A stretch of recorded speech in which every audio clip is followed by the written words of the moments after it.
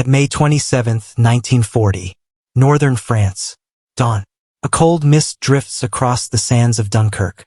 Hundreds of abandoned helmets glint in the pale early light. Brown, tired waves push against the shore. And standing alone in the shallow surf is a 19-year-old British private named George Ellison. His boots are soaked. His rifle is gone. His eyes are fixed on a horizon filled with smoke. Behind him, a line of men stretches nearly a mile. Silent, exhausted, waiting for rescue ships that may never come. Above them, German aircraft circle like steel vultures. Their engines rumble in the clouds. Distant now, but certain to return. Ellison closes his eyes. He whispers a prayer. Because he knows what London does not yet fully grasp. The British Army is trapped. Pressed against the sea with nowhere left to go. The crisis at Dunkirk did not begin on its beaches. It began 16 days earlier, deep in the forests of the Ardennes. On May 10, 1940, Adolf Hitler launched Fall Gelb, the opening strike of the Western offensive. British and French commanders believed the Ardennes was impassable for tanks. They were wrong. Columns of German Panzer III and Panzer IV tanks surged through the trees, crossing rivers, breaking through French lines, and splitting the Allied front in two. Within days, the German army achieved what the world thought impossible. They cut across northern France and reached the English Channel, trapping the British Expeditionary Force, the BEF, against the sea. The numbers were staggering. Nearly 400,000 Allied soldiers were caught in the encirclement. British, French, Belgian, pinned between German armor to the south and the cold waters of the Channel to the north. Prime Minister Winston Churchill, only weeks into his leadership, studied the reports in a silent war room. If the BEF fell, if Britain lost its trained professional army, the war might end before it had truly begun. Britain would have no defense, no shield, no hope of resisting invasion. This was more than a battlefield crisis. It was the near-fatal moment for an entire nation. German forces pressed relentlessly toward Dunkirk. Tanks ground across villages. Mechanized infantry flanked retreating columns on narrow French roads. Luftwaffe bombers tore apart bridges and rail lines. The road to Dunkirk became a torrent. Thousands of soldiers marching, limping, carrying wounded comrades. Motorcycles and field ambulances weaved through the crowd, the sound of distant artillery growing louder with every hour. General Harold Alexander, commanding the retreat, tried to maintain discipline and order. But even he knew, the window for escape was closing. A single German breakthrough would end the war. And then, something unexpected happened. On May 24th, German tanks approached Dunkirk's outer defenses. Victory seemed within reach. Then, without warning, Adolf Hitler issued a command. Hold the panzers. Halt the advance. For nearly 48 critical hours, armored divisions stopped moving. To this day, historians debate why. Some point to the marshland around Dunkirk. Others to Hermann Göring's promise that the Luftwaffe alone could finish the job. Still others believe Hitler sought to preserve a political opening with Britain. Whatever the reason, it was one of the most consequential pauses in military history, because those 48 hours allowed the British to build defensive lines, reorganize their positions, and prepare for something that had seemed impossible.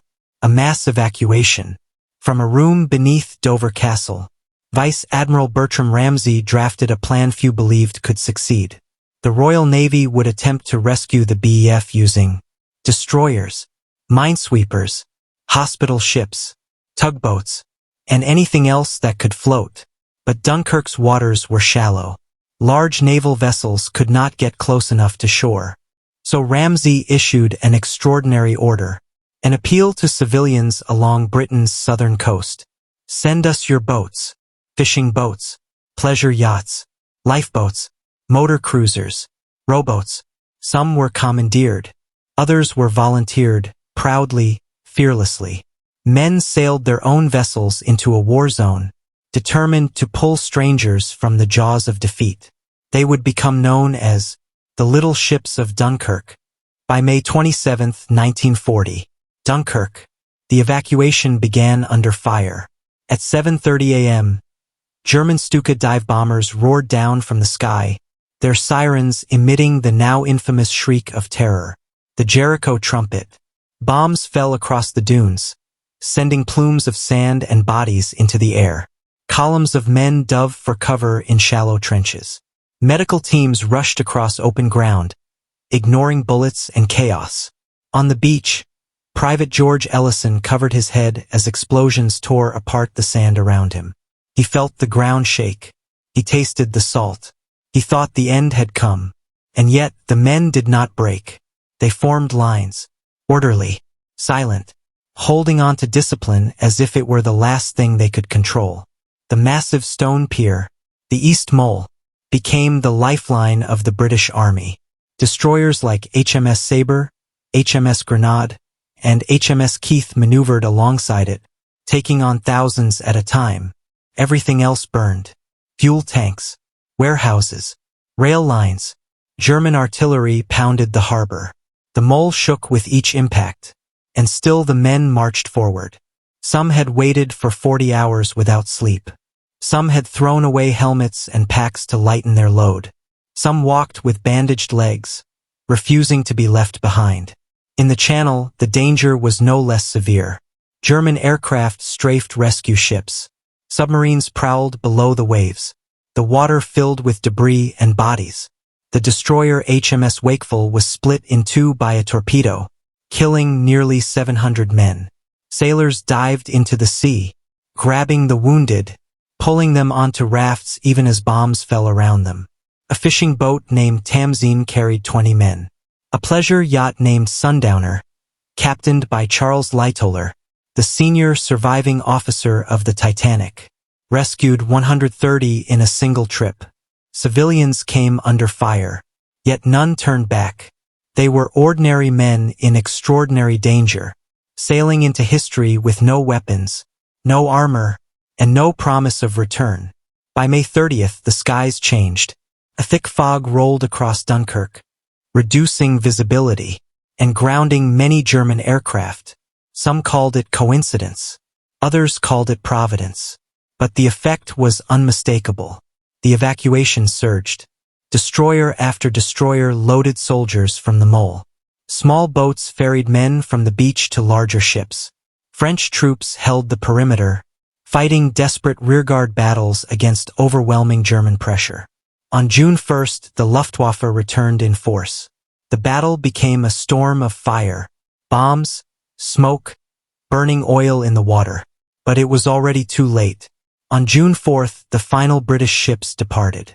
French troops continued fighting until the last hour, buying time with their own sacrifice. When the numbers were counted, the scale of the rescue stunned the world. 338,226 Allied soldiers had escaped. British, French, Belgian, what should have been a crushing defeat, became a symbol of endurance. In London, Prime Minister Churchill addressed the House of Commons. His words were solemn, not triumphant. We must be very careful not to assign this deliverance the attributes of a victory. Wars are not won by evacuations. He was right. The battle for Europe had barely begun. The road ahead, the Blitz, the Atlantic, El Alamein, Normandy, was long and bloody, yet something had changed. Britain still had an army, a chance, a future, and in the hearts of millions, one belief burned brighter than ever. Dunkirk was not victory, it was survival, a narrow escape pulled from the edge of disaster, a moment when ordinary men, sailors, fishermen, fathers, sons, answered a desperate call. Their courage carried a nation across the water. Their determination preserved its hope. And in the long shadow of history, one truth remains. Sometimes the greatest victories are born not from triumph, but from refusing to surrender. They came from Ramsgate, from Margate, from Brighton, Deal, Dover, and the quiet inlets along the Thames estuary. Boats normally used for weekend sailing, for fishing trips, for ferrying tourists on sunny afternoons. Now they were called to save an army. Some vessels were crewed by naval personnel. Others were manned by their owners, carpenters, fishermen, ferrymen, and mechanics, who volunteered without hesitation. Among them was Charles Lightoller, the former second officer of RMS Titanic. At 66 years old, he read the government appeal and prepared his personal yacht Sundowner for war. He filled her with life jackets and fuel. He brought food, blankets, and a single revolver. Then he sailed toward Dunkirk, into waters patrolled by German aircraft. Dozens became hundreds. Hundreds became nearly 900 vessels. An improvised civilian fleet, unlike anything the world had ever seen. And they sailed toward a coastline that was already collapsing into fire. May 28, 1940, the evacuation began, and the Luftwaffe struck. The sky above Dunkirk rumbled with the engines of Heinkel He-111 bombers and screaming Stuka dive bombers. They fell upon the beaches in waves. Explosions tore open the sand, turning quiet dunes into geysers of smoke and fire. Lines of British and French soldiers dropped flat, hands pressed against helmets, as the ground shuddered beneath them. Every time they stood up, another attack began. British anti-aircraft guns tried to respond, their barrels glowing red. The RAF fought overhead, Hurricanes and Spitfires clashing with German fighters. But many battles occurred far from the eyes of men on the beaches. To the soldiers waiting below, felt as if they were utterly alone. Dunkirk's harbor was shattered. The quays were ruined. The only point where deep-draft ships could dock was a long, narrow wooden pier called the Mole. It was never designed for evacuation. Creaked under the weight of thousands. Bombs splintered its timbers. Machine gun fire tore through its railings. But if the soldiers were to survive, they had to endure this narrow, exposed bridge to safety. Destroyers backed carefully alongside it. HMS Grenade, HMS Jaguar, HMS Keith, and others, loading men as fast as they could. Sometimes the ships were hit before they could depart. Sometimes they caught fire in the channel. Sometimes they sank within sight of shore. But still the line of men moved forward, step by step, hour by hour, under the rain of falling bombs. And then, through the haze, the first shapes appeared across the water. White-painted hulls, wooden masts, sails furled against the smoke. The little ships had reached Dunkirk. Soldiers cheered. Some wept openly. For the first time in days, they felt a flicker of hope. These civilian boats circled just beyond the surf, while Royal Navy launches shuttled men out to them. Others grounded themselves boldly on the sand and began taking soldiers directly aboard. Some could carry 10 men, some 20. A few, like Lightoller's Sundowner, took more than 100 in a single voyage. The small craft moved constantly, back and forth, across treacherous, bomb-laced waters. They formed a living bridge between a dying beach and the ships waiting offshore. By the third day, the channel became a battlefield. Bombs struck the sea, sending plumes of water 30 meters high. Burning oil slicks spread across the surface. Columns of smoke curled into the sky as ships drifted in flames. One British destroyer sank so quickly that men slid down its deck into the water as it rolled over. Nearby boats raced to pull them out before they vanished beneath the waves. The courage displayed in those hours defied explanation. A lifeboat crew from Kent made 7 round trips under fire. A fisherman from Southend dragged survivors from the water until his arms failed. A 19-year-old private shared his life jacket with an unconscious stranger and kept him afloat until rescue came. The channel, once a narrow strip of peaceful water, became a corridor of smoke, flames, and extraordinary humanity. On June 3rd, the last organized units prepared to leave.